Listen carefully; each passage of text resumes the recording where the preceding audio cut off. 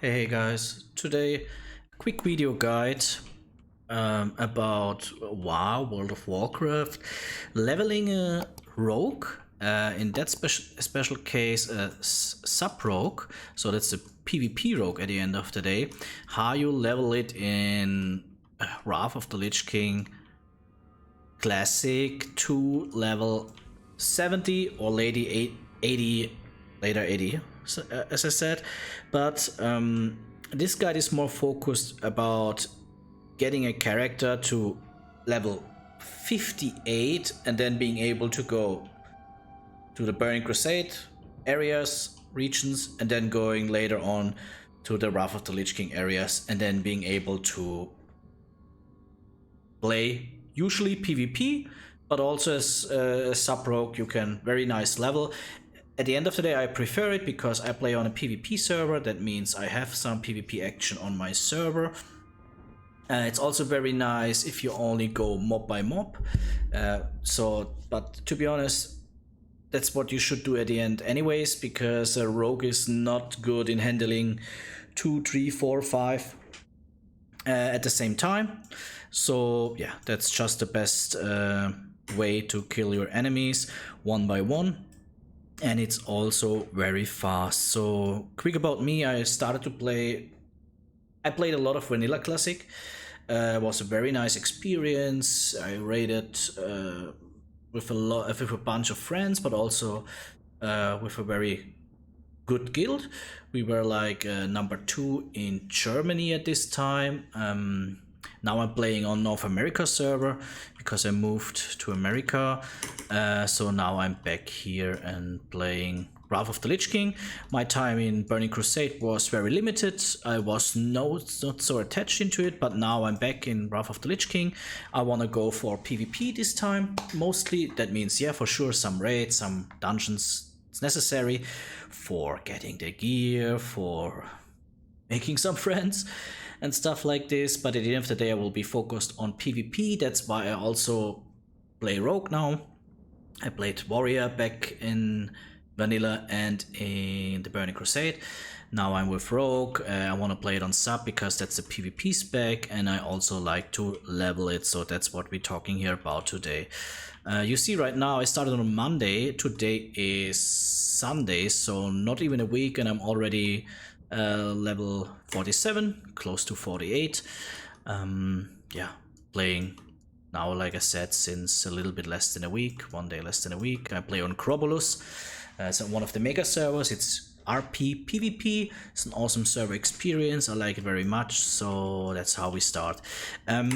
First of all, when you start to play a rogue, it's important that you start with combat at the start, because sub is only playable in a normal way when you have the spell hemorrhage, hemo call it, and yeah, that's very important to have this spell.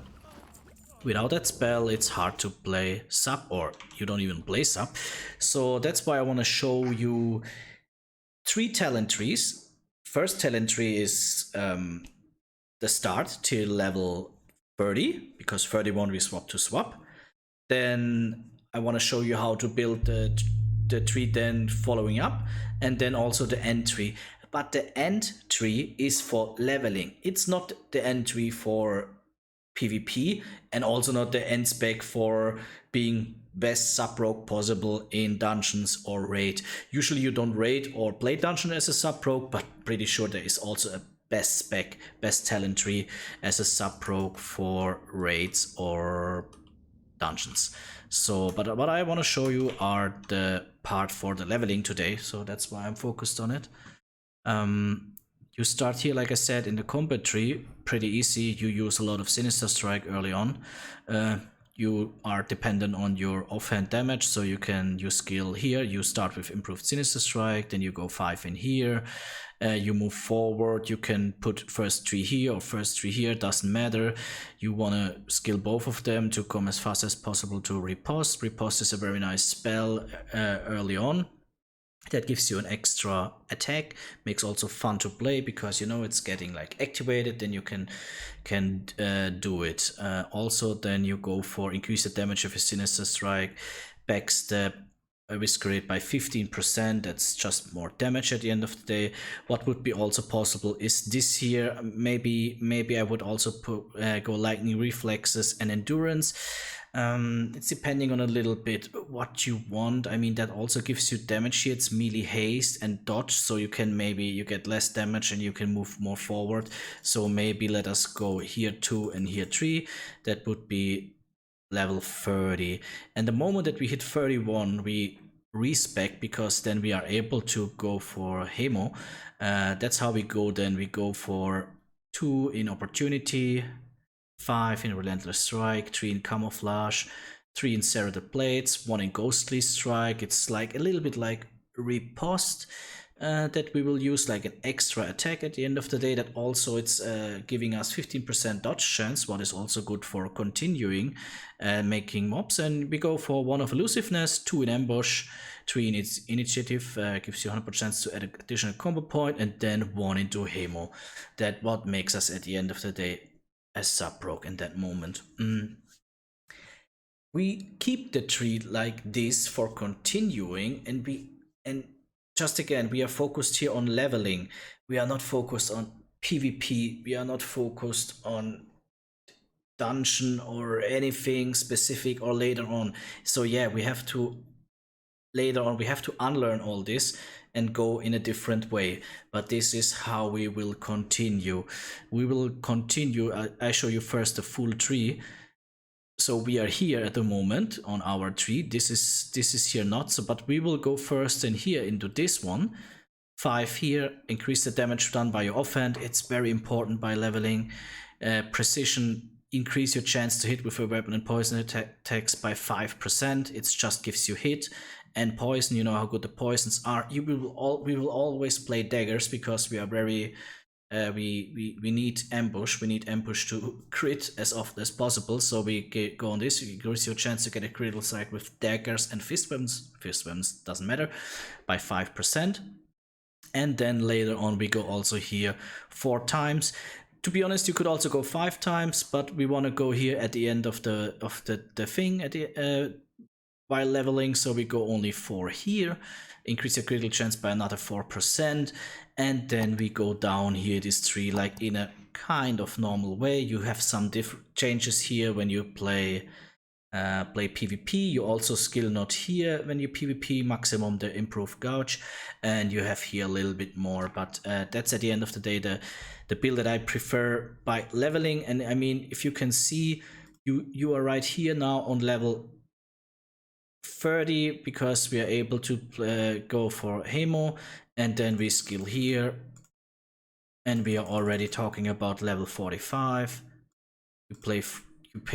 Put 4 here, we're already 49, and then like I said here, you make this here, you make that, and we are nearly all already, and this is already 58 usually where you go into the TBC regions, and then you just continue to fulfill this build at the end of the day. That's kind of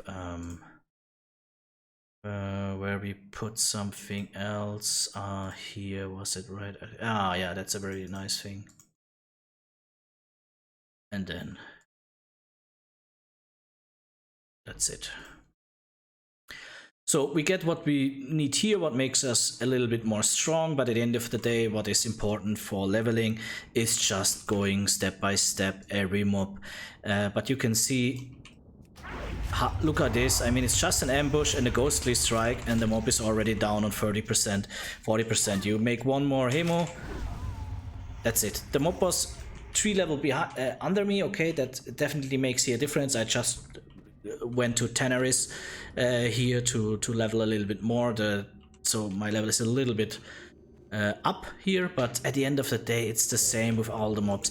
Yes, when your ambush is missing, definitely not the best time, I have to admit that, but you also see it here. Okay, ghostly strike missed, but already it's close to 50% down.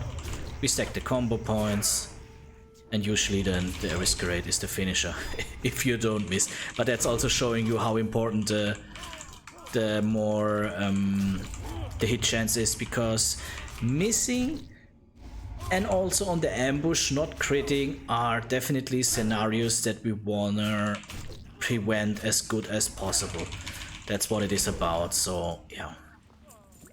Also, now we're coming let us talk about the weapons. Weapons is very important. You only use daggers. You only use daggers because, like I said, we need the ambush. Ambush is only possible with daggers, and the ambush is giving us a lot of, saving us a lot of time, because if you don't play against all the time mobs that are 2 or 3 levels above you, then usually the ambush makes like 50% of the kills them with 50% HP, makes them down, and that's a big thing. So you can save here a lot of time. Try to ambush always. Go stealth. It also gives you a nice opportunity to learn how to play rogue, because it's always important to go into the stealth and then making your normal opener, your normal leveling opener. So like I said, always daggers. Let us talk about, it's not only about the weapon and gear. What is very important with rogue, all your other equipment items, they don't matter that much. They don't matter that much. What you need, and also you can see it here now, I purchased this, I got this thing here, these 2 daggers. It's important that you have all the time weapons that are fitting to your level. I don't mean if you are level 30, you don't need directly daggers for level 30. 25, 26, 27 is fine, but it should not come to a situation where you have weapons for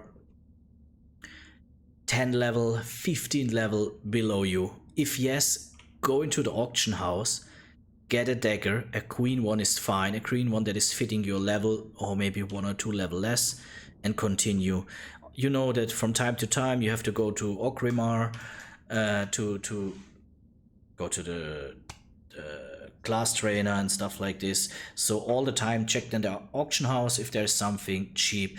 These 2 blue daggers were very cheap. They both costed like 7 or 8 gold. That's why I bought them. But definitely green daggers are fine as long as they have the level that you need. That's very, very important. You're super dependent on your weapon damage. So if it's possible, always a little bit slower dagger with more max damage into the main hand, the other one in the offhand. And like I said, it's very important. Rotation. Let us talk about the rotation. The rotation at the end of the day is pretty easy. You can see it here in the little screenshot. Usually you go to, it doesn't matter, like I said, 1 by 1. You go behind the mob. You can zap them if you think it's necessary. If not, then you start with an ambush, ghostly strike, because also ghostly strike leads to that you get less damage from them.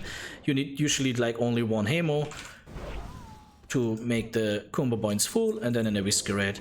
I could even make it more fast. I showed you here this now, but you see one mob is taking like, I don't know, 5 seconds. It's annoying that you have to go 1 by 1, but this is the way to go with sub-rogue, and it's leading to be honest, to a fast pace.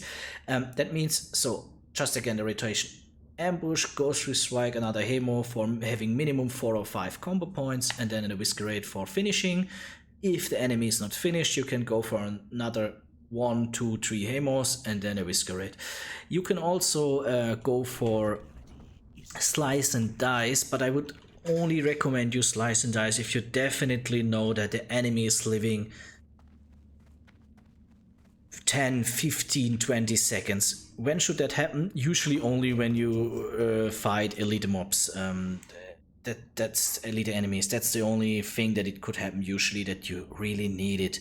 Maybe also when you fight 2 that you know you need a little bit longer, that you can activate it. But like I said, try to go 1 by 1. If you cannot go 1 by 1, then you know you have a lot of things to blind an enemy, or if you are still the proactive guy. You can zap them first and then you only fight one by one. Like I said, blind, another stun, kick, whatever is necessary to make you at the end of the day only fighting one enemy. Super important. So rotation is pretty easy. You see it's only 1, 2, 3, 4 different buttons. That's the standard rotation. Please don't get me wrong. You have a kick, you have a stun that you can also use. I mean, yeah, the kidney shot takes some combo points, so only do it when it really makes sense at the end of the day. You have evasion for like a defensive cooldown. Yeah, you have vanish, use distract, all this stuff, but the standard rotation is the rotation that I said. Ambush, ghostly strike, hemo, eviscerate, hemo, eviscerate, if they live longer than the first rotation. And yes, they will live longer when they are 1 or 2 level above you. Then you need to make another hemo and then eviscerate. That's it. Let us talk about professions. I mean, if you want to go PvP, then definitely you need engineering. Maybe you also need this jewelry thing. I don't even know exactly how this profession is called, to be honest, in English, but you know which one I mean. But I guess the most standard combo is mining and engineering. But I also want to tell you that you definitely need with the rogue cooking for your swift diesel tea, and definitely you need first aid. I guess everybody's always taking first aid, but with a rogue is more important than with every other class, I would say.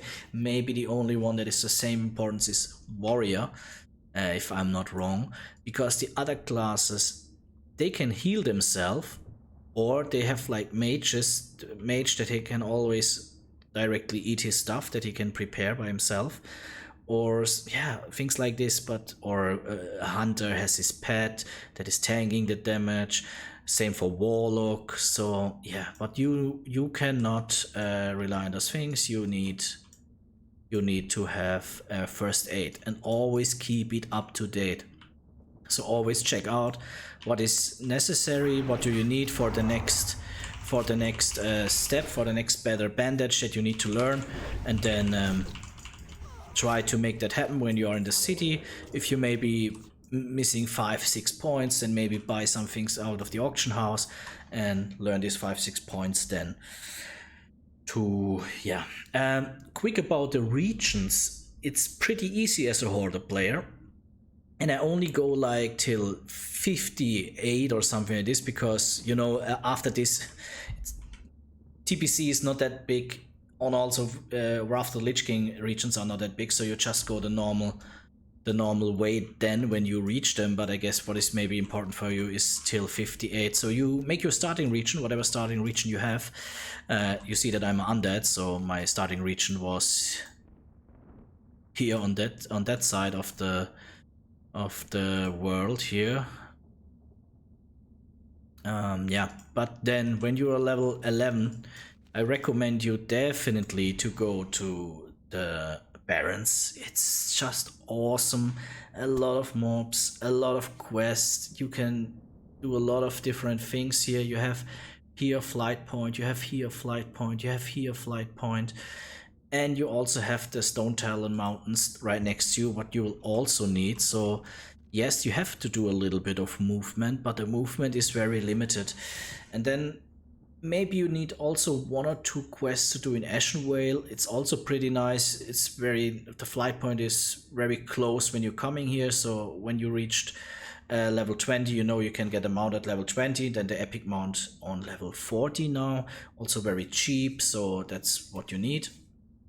And then you make it here in this area, Barrens, Stone Talon Mountains, and Ashen Vale, what is all very compromised. And I don't even talk about the south of the Barrens. I only talk about this area, I would say. Yeah, this area.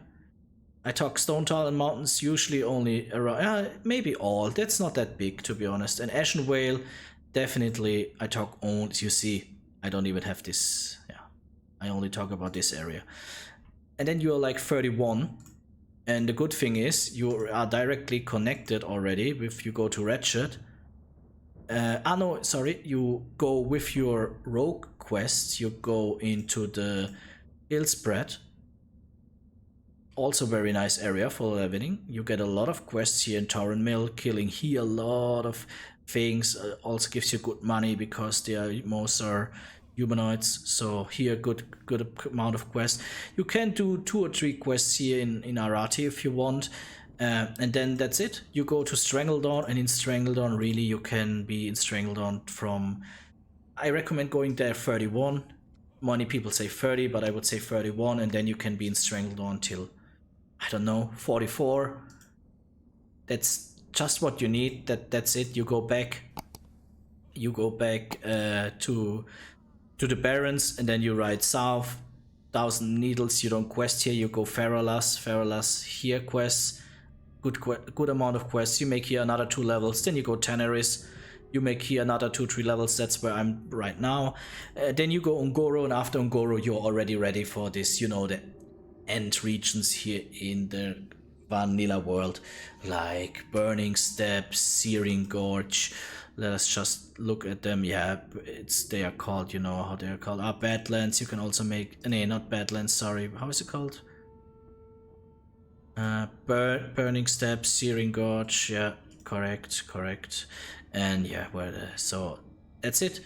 Then you're already around the level that you need for getting into the TPC world. After the TPC world, I guess everything is pretty easy because they are not so, you cannot go there. It's more linear. You have one way that you usually go.